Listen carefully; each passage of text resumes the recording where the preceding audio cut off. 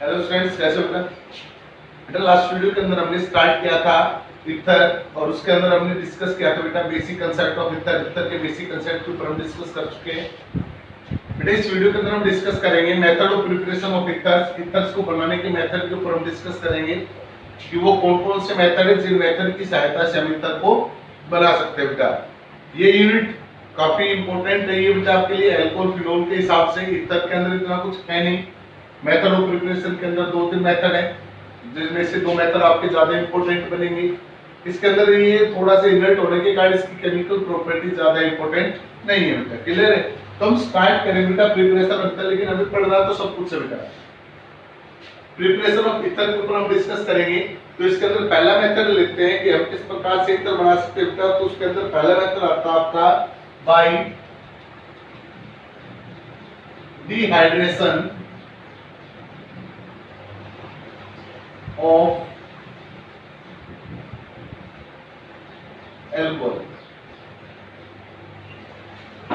पहला मेथड बेटा क्या नाम है? By the dehydration of alcohol, alcohol के डिहाइड्रेशन के द्वारा। अब ध्यान से सुनो बेटा, वैसे तो हम इस मेथड को ऑलरेडी पहले डिस्कस कर चुके हैं जब हमने अल्कोहल के डिहाइड्रेशन मेथड के ऊपर हमने अल्कोहल की केमिकल प्रॉपर्टी में डिस्कस किया हुआ बेटा इसको कि अल्कोहल का जब डिहाइड्रेशन होता है तो हमारे पास 2 प्रकार के प्रोडक्ट बनते हैं, तो आपका एल्कीन बनता है या फिर आपका क्या बनता है बेटा? ईथर बनता है।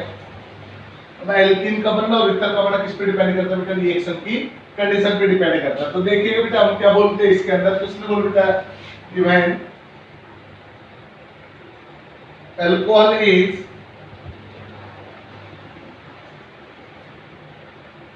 Dehydrated in the presence of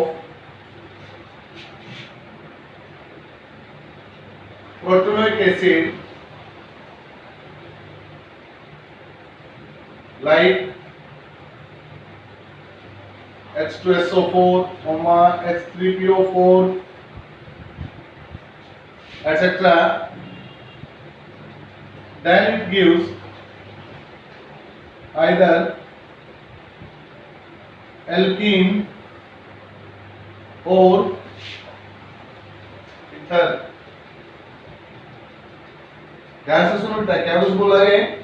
इसने बोला बेटा कि व्हेन अल्कोहल इज डिहाइड्रेटेड। एक तो होता है बेटा हाइड्रेशन। हाइड्रेशन का मतलब क्या होता है? किसी चीज को पानी के अंदर डिसॉल्व करना हो तो आपका हाइड्रेशन कहलाता है।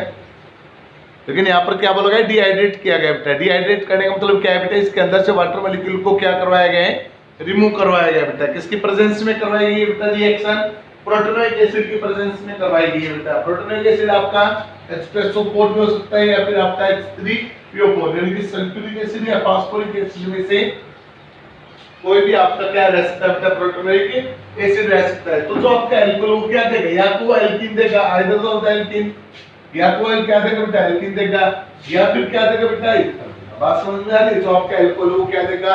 या तो एल्कीन देगा या फिर क्या देगा बेटा? आपको वो ईथर देगा। अब बात आती है हमें कैसे पता लगेगा कि एल्कीन कब मिलेगी और ईथर कब मिलेगी? तो इसने बोला बेटा द फॉर्मेशन ऑफ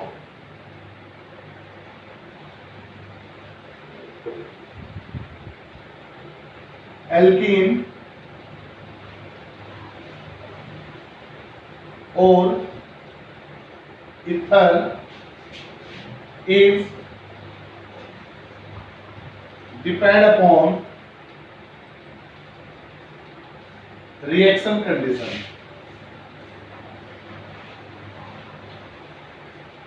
बेटा एल्कीन का बनना या ईथर का बनना किस पे डिपेंड करता है? रिएक्शन की कंडीशन पे डिपेंड करता है। इफ ऐसे if reaction is carried out at about 443 Kelvin temperature, then it gives alkene, and if reaction is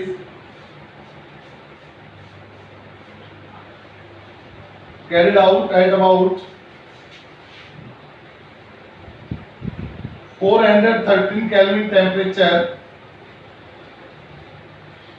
then it gives ether.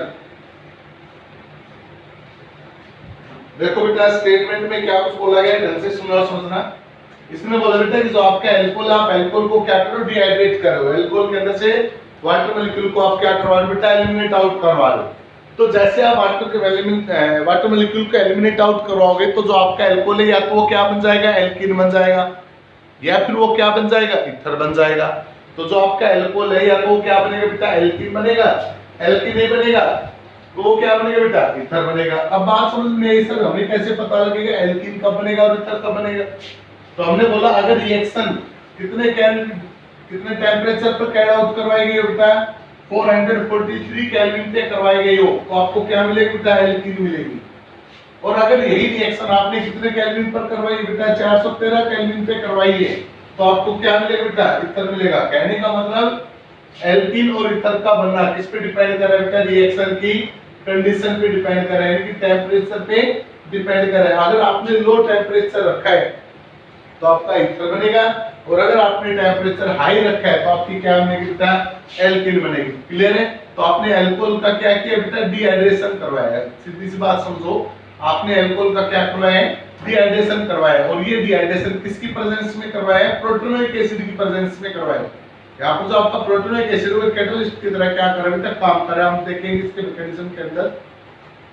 तो इसने बोला बेटा कि जैसे हम प्रोटोनोइक एसिड की प्रेजेंस में डिहाइड्रेशन करवाते हैं तो एल्कीन या ईथर बनने की संभावना बनती है। अब संभावना एल्कीन की कब बनेगी, ईथर की कब बनेगी, वो डिपेंड करती है रिएक्शन की कंडीशन पे। कैसे?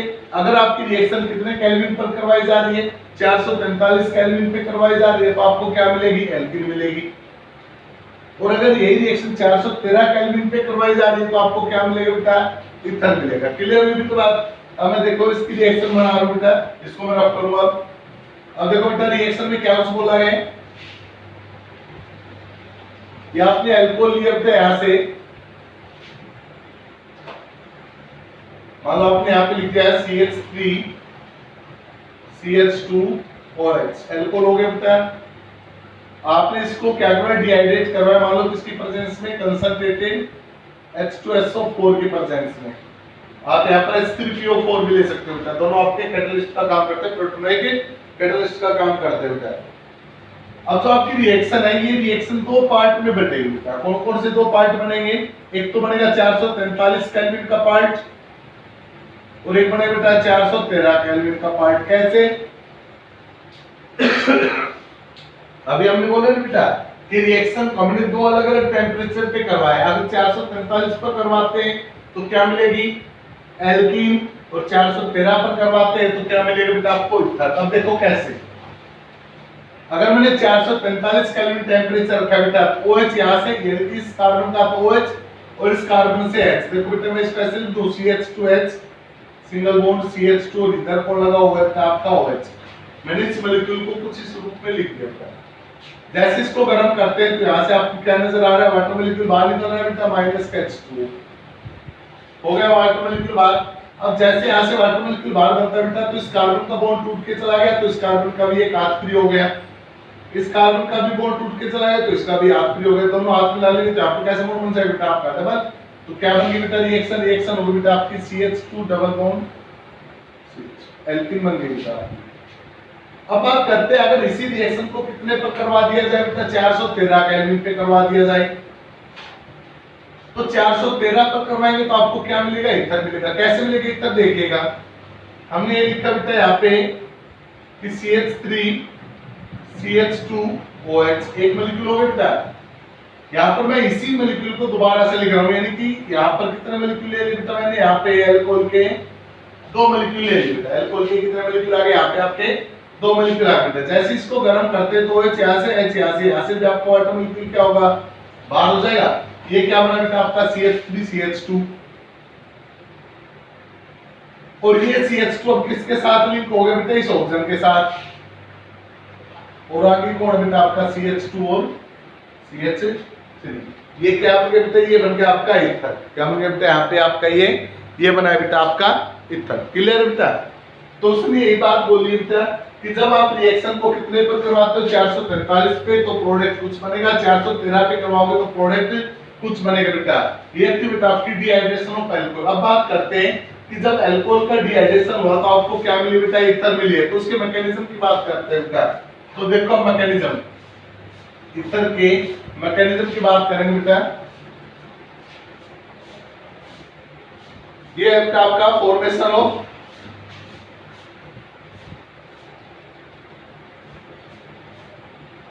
मैकेनिज्म की बात करेंगे। मैकेनिज्म में क्या बन रहा है बेटा, फॉर्मेशन ऑफ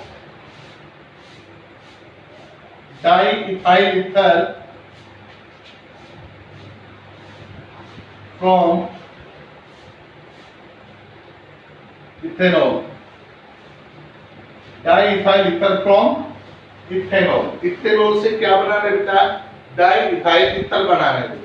अब देखो क्या करते हैं बेटा, किसने बोला बेटा ये जो आपका मैकेनिज्म है, ये मैकेनिज्म करके बताओ बेटा। ईथर बनाने है, अल्कोहल से क्या बनाना है, ईथर बनाना है। तो ईथर बनाना है तो रिएक्शन कितने पर कैरिड आउट हो बेटा, 413 केल्विन पर कैरिड आउट होगी। कितने पर बेटा, 413 केल्विन टेंपरेचर के ऊपर आपकी जो रिएक्शन वो क्या होगी, कैरिड आउट होगी। बेटा इस मैकेनिज्म के अंदर आपके जनरली 3 स्टेप फॉलो होंगे बेटा। ये मैकेनिज्म कितने स्टेप में होगा बेटा, 3 स्टेप में होगा। तो इसने बोला बेटा कि इन first step you have directly looked at, it involves the following step. It involves following steps. पहले क्या होगा बेटा, सबसे पहले आपका जो आपका इथाइल अल्कोहल है वो देखो बेटा आपका प्रोटोनिक एसिड है, तो वो क्या यूज करेगा, एक प्रोटॉन यूज करेगा। जो आपका अल्कोहल है वो प्रोटॉन को क्या करेगा, एक्सेप्ट करेगा और't बन जाएगा, वो बन जाएगा आपका प्रोटोनेटेड अल्कोहल। क्या बन जाएगा बेटा, वो आपका प्रोटोनेटेड अल्कोहल बन जाएगा बेटा। तो हमने बोला बेटा in first step alcohol accept a proton and form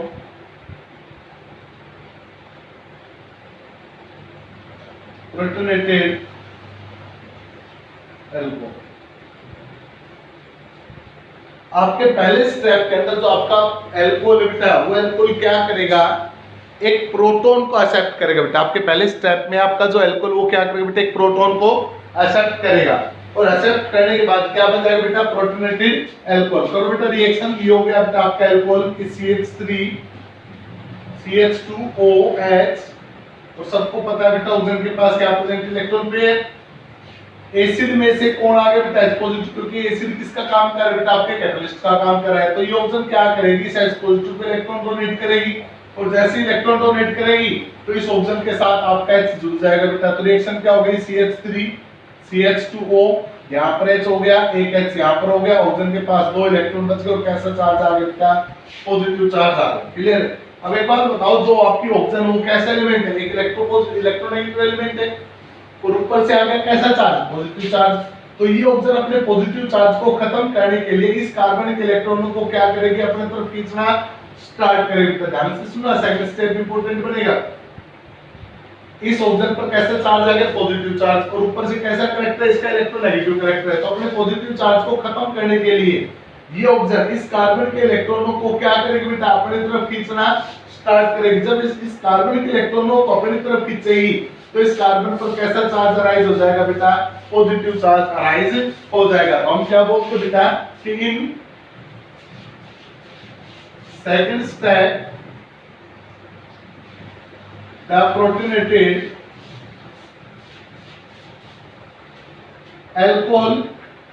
alcoholic oxygen carry positive charge, as a result it attract the electron of CH2 group towards itself। अब ये क्या करती है बेटा, जो आपकी प्रोटोनेटेड ऑक्सीजन है, ये प्रोटोनेटेड ऑक्सीजन पॉजिटिव चार्ज रखने के कारण CH2 ग्रुप के इलेक्ट्रॉनों को, यानी कि इस ग्रुप के इलेक्ट्रॉन को क्या करेगी, अपनी तरफ अट्रैक्ट करना स्टार्ट कर देगी बेटा। As a result, so CH2 group या CH2 in CH3 CH2 group carry positive charge on which other alcoholic molecule attack। करो बेटा रिएक्शन। इसने बोला बेटा कि जो आपका ये ग्रुप है, इस ग्रुप के अंदर जो ऑक्सीजन है वो पॉजिटिव आ गई। ये पॉजिटिव ऑक्सीजन क्या करेगी, इस CH2 के इलेक्ट्रॉनों को अपनी तरफ खींचेगी। जैसे ही CH2 के इलेक्ट्रॉनों को खींचेगी तो CH2 पर पॉजिटिव चार्ज आएगा बेटा। तो जैसे ही CH2 पर पॉजिटिव चार्ज आएगा तो जो दूसरा अल्कोहल मॉलिक्यूल है वो इस CH2 पर क्या कर जाएगा, अटैक कर जाएगा। तो देखो बेटा रिएक्शन, ये मैंने लिख दिया यहाँ पे CH3 CH2OH, कोई दूसरा अल्कोहलिक मॉलिक्यूल बेटा प्लस ये आपका ये मॉलिक्यूल उठाओ बेटा यहाँ पे CH3 CH2OH, इस ऑक्सीजन पर 2 इलेक्ट्रॉन पॉजिटिव चार्ज। बेटा ये जो ऑक्सीजन है, ये ऑक्सीजन किस पर अटैक करेगी, इस CH2 पर अटैक करेगी। अब ये ऑक्सीजन जैसे ही CH2 पर अटैक करेगी तो ये CH2 ऑक्सीजन के साथ अपनी बॉन्डिंग को तोड़ देगा और वाटर मॉलिक्यूल को क्या कर देगा, रिमूव कर देगा। जैसे यहाँ से वाटर मॉलिक्यूल रिमूव होगा तो रिएक्शन क्या बन जाएगी बेटा आपकी, रिएक्शन बन जाएगी बेटा आपकी यहाँ पे कि CH3 ये बन गया बेटा आपका CH2, ये बन गया बेटा आपका ऑक्सीजन, यहाँ पे लगा हुआ है हाइड्रोजन, 2 इलेक्ट्रॉन बच गए ऑक्सीजन के पास पॉजिटिव चार्ज, और ये ऑक्सीजन जुड़ गई बेटा इस CH2 और इस CH3 के साथ। यहाँ तक की बात समझो बेटा, ये इंपॉर्टेंट स्टेप था आपका। यहाँ तक की बात समझो, समझ में आई या नहीं है, आगे बढ़ते हैं बेटा। फिर क्लियर है यहाँ तक?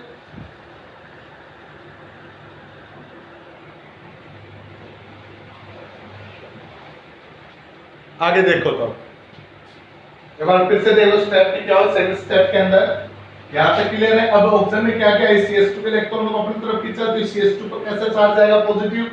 इस CH2 पर जैसे पॉजिटिव चार्ज आएगा तो दूसरे अल्कोहल की ऑक्सीजन इस CH2 पर क्या करेगी, अटैक। जैसे अटैक करेगी यहाँ पर सिंगल बॉन्ड बन जाएगा, ऑक्सीजन के इलेक्ट्रॉन इस CH2 को मिल गए तो इस ऑक्सीजन पर पॉजिटिव चार्ज आएगा। अब ये ऑक्सीजन पॉजिटिव बन गई तो ये ऑक्सीजन जब पॉजिटिव बनी है तो ये ऑक्सीजन क्या करेगी, यहाँ से हाइड्रोजन को क्या करवा देगी बेटा, रिमूव करवा देगी और अपने पॉजिटिव चार्ज को क्या कर लेगी, खत्म कर लेगी। तो थर्ड स्टेप में क्या होगा, थर्ड स्टेप में बोल सकते हैं बेटा कि थर्ड स्टेप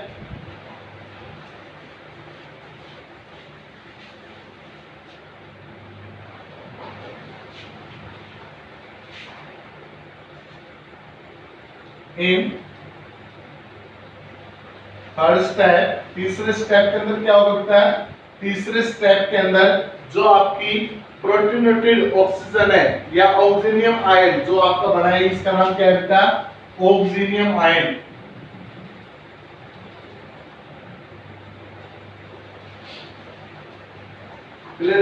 तो जो आपका लास्ट और फाइनल स्टेप है इसके अंदर जो आपका ऑक्सोनियम आयन है बेटा, ऑक्सोनियम आयन लीव्स ए प्रोटॉन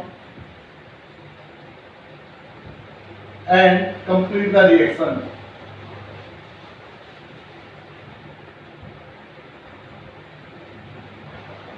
उठाओ बेटा ये जो आपका लास्ट प्रोडक्ट बना है CH3 CH2 ऑक्सीजन, यहाँ पर H, यहाँ पर बेटा CH2, यहाँ पर आपका CH3, ऑक्सीजन के पास 2 इलेक्ट्रॉन, कैसा चार्ज है, पॉजिटिव। अब ऑक्सीजन अपने पॉजिटिव चार्ज को खत्म करने के लिए क्या करेगी, हाइड्रोजन के इलेक्ट्रॉन को ले लेगी और यहाँ से H पॉजिटिव क्या होगा, रिमूव हो जाएगा। पहले H पॉजिटिव आया था और अब रिमूव हो रहा है, तो इसका मतलब ये किसका काम कर रहा है, कैटलिस्ट का काम कर रहा है बेटा। रिएक्शन की जब स्टार्टिंग हुई थी बेटा तो वहां पर हमने H पॉजिटिव के पास ऑक्सीजन का अटैक करवाया था, और जब रिएक्शन एंड पर आ गई, खत्म पर आ गई बेटा, तो वहां से आपकी ऑक्सीजन ने H पॉजिटिव को क्या करवा दिया बेटा, रिमूव करवा दिया। इस प्रकार से जो आपकी रिएक्शन वो क्या होती है बेटा, कंप्लीट होती है। क्लियर है?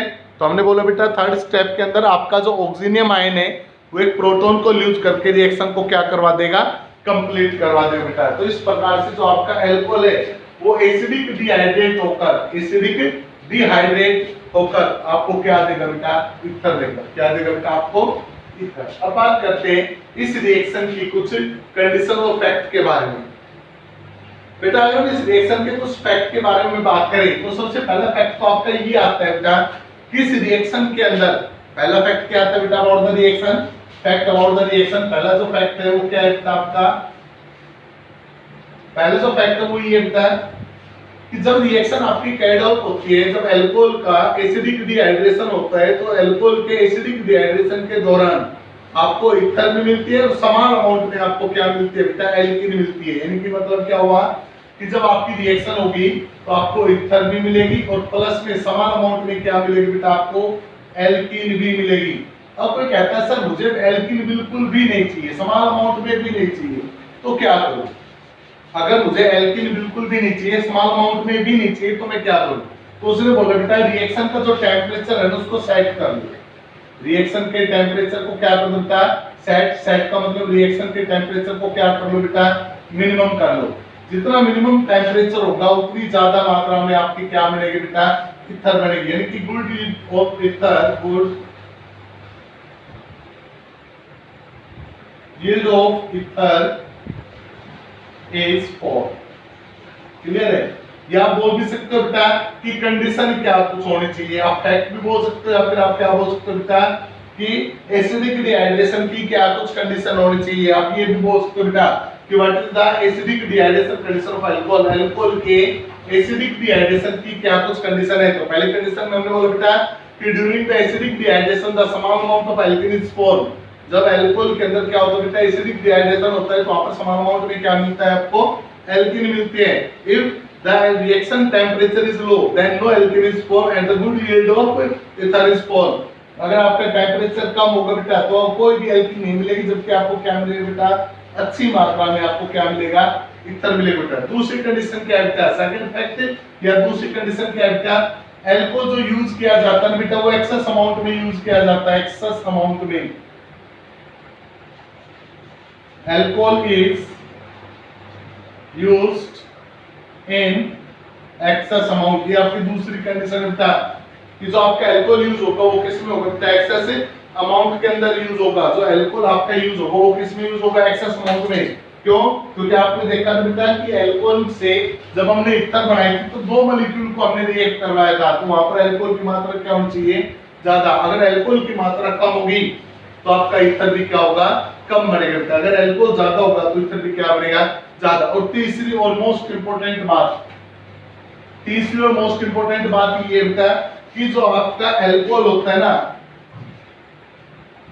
ये लेस हिंडर्ड होना चाहिए बेटा। कैसा होना चाहिए, लेस हिंडर्ड होना चाहिए। क्यों होना चाहिए? क्योंकि इसके अंदर जो मैकेनिज्म फॉलो होता है बेटा वो कौन सा होता है आपका, SN2 मैकेनिज्म फॉलो होता है बेटा। कौन सा मैकेनिज्म फॉलो होता है इसके अंदर, आपका SN2 मैकेनिज्म फॉलो होता है। तो हम बोल सकते हैं बेटा कि जो आपका अल्कोहल बेटा जो आपका अल्काइल ग्रुप होगा वो कैसा होना चाहिए बेटा, लेस हिंडर्ड होना चाहिए। क्लियर है? तो ये थे बेटा आपके, आप बोल सकते हो बेटा कि यहाँ पर हम किसका इस्तेमाल करते हैं, प्राइमरी अल्कोहल का इस्तेमाल करते हैं, किसकी बजाय, स्कैंड्रोट्रसेरी की बजाय। कारण क्योंकि जो आपका प्राइमरी अल्कोहल होता है बेटा वो प्राइमरी अल्कोहल क्या करता है, देखो बेटा हमने अल्कोहल की रिएक्टिविटी के बारे में पढ़ा था, तो हमने जो प्राइमरी अल्कोहल का रिएक्ट एक बार आप पढ़ लेना भली, अल्कोहल फिनोल ईथर के अंदर अल्कोहल की केमिकल प्रॉपर्टी के अंदर प्राइमरी अल्कोहल का जब हम क्या करवाते हैं, डिहाइड्रेशन करवाते हैं, तो डिहाइड्रेशन आपको क्या देती है बेटा, ईथर देती है। जबकि स्कैंड्रोट्रसेरी की क्या मिलती है बेटा, आपको एल्कीन मिलती है। क्लियर है? तो यहाँ पर जो आपने अल्कोहल यूज करना है बेटा वो कौन सा यूज करना है, आपने प्राइमरी अल्कोहल यूज करना है। क्यों? क्योंकि यहाँ पर जो हाइड्रेस इफेक्ट होगा वो क्या होगा बेटा, कम से कम होगा। क्लियर है? तो ये था बेटा आपका dehydration of alcohol. Second method की हम बात करते हैं बेटा, इससे भी ज्यादा इंपॉर्टेंट और सिंपल सा मेथड अगला नाम है Williamson synthesis reaction. Next reaction नाम है विलियमसन सिंथेसिस रिएक्शन।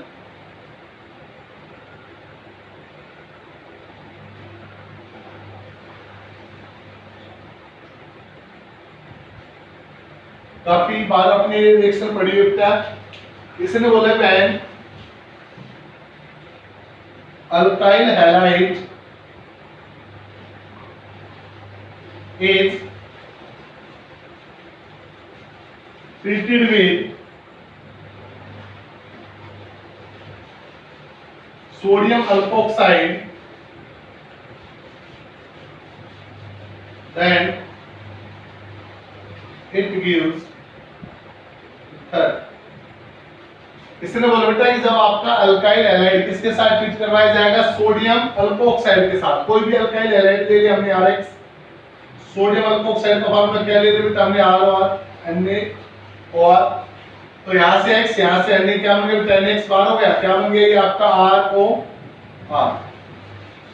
आपने जो यहाँ पर R यूज किया बेटा ये आपका सेम भी हो सकता है और डिफरेंट भी, जैसे मैंने लिखा बेटा RX प्लस NaOR, तो यहाँ से NX को बाहर निकल गया बेटा, ये क्या बन गया आपका, ये बन गया ROR'।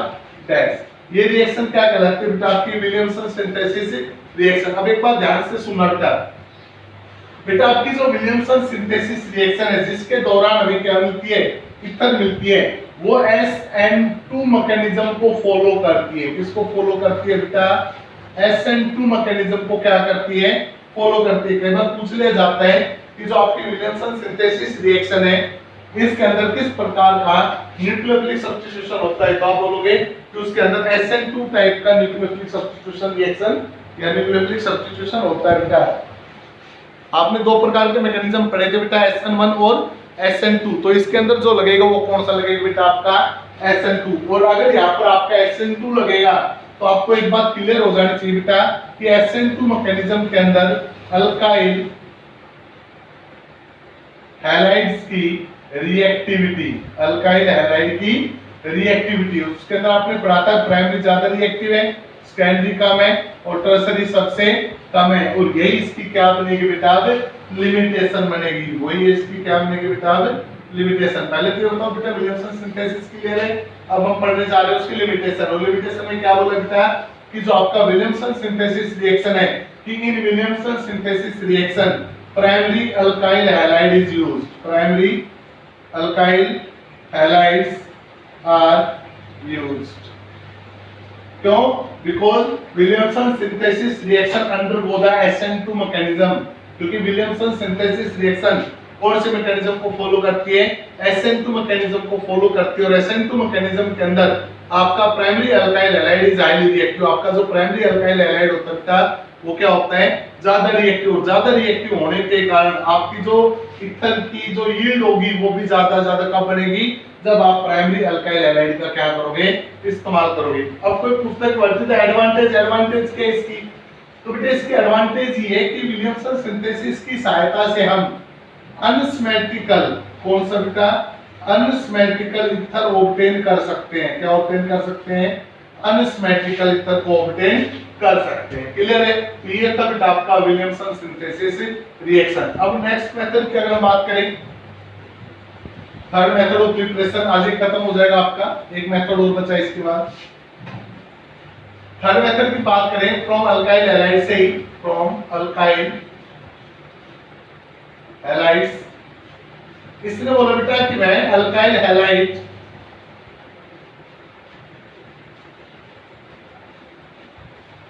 is treated with dry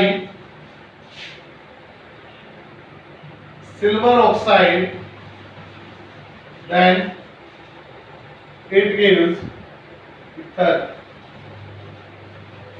alkyl halide ले लो बेटा RX, एक मॉलिक्यूल RX, ये दूसरा मॉलिक्यूल किसके साथ ट्रीट करवाया, सिल्वर ऑक्साइड के साथ, यानी कि Ag2O के साथ। ड्राई सिल्वर ऑक्साइड Ag2O के साथ हमने क्या किया, इस रिएक्शन को कैरिड आउट करवाया बेटा। जैसे Ag2O के साथ कैरिड आउट करवाओगे तो क्या होगा बेटा, यहाँ से AgX तो बाहर निकल जाएगा आपका ये, और रिएक्शन क्या बन जाएगी, बन जाएगी ROR प्लस, बाहर क्या निकल गया बेटा 2Ag, ये बन गया बेटा आपका।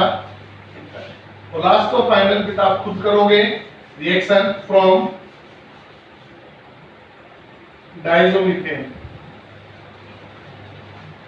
नेक्स्ट रिएक्शन बेटा कहां से, डायजोमीथेन से। और डायजोमीथेन के अंदर इसने बोला है कि जब हम डायजोमीथेन को किसके साथ ट्रीट करवा देते हैं बेटा, एल्कोहल के साथ, किसकी प्रेजेंस में, फास्फोरिक एसिड की प्रेजेंस में, यानी कि हो गया मान लो आपका एल्कोहल हो गया, CH3 CH2OH प्लस डायजोमीथेन होता है बेटा CH2N2, डायजो ग्रुप कहलाता है बेटा N2 ग्रुप, डायजोनियम सॉल्ट।